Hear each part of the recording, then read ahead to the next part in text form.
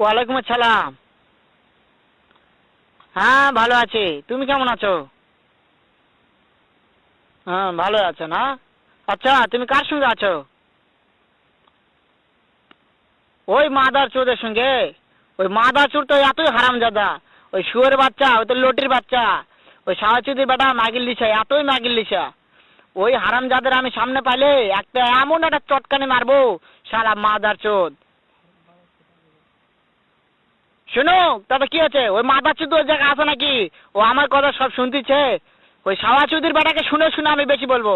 শুয়োরের বাচ্চা, শুয়োরের বাচ্চাকে আমি একটা এমন একটা চটকানি মারবো, শালা শুয়োরের বাচ্চা, লটির বাচ্চা।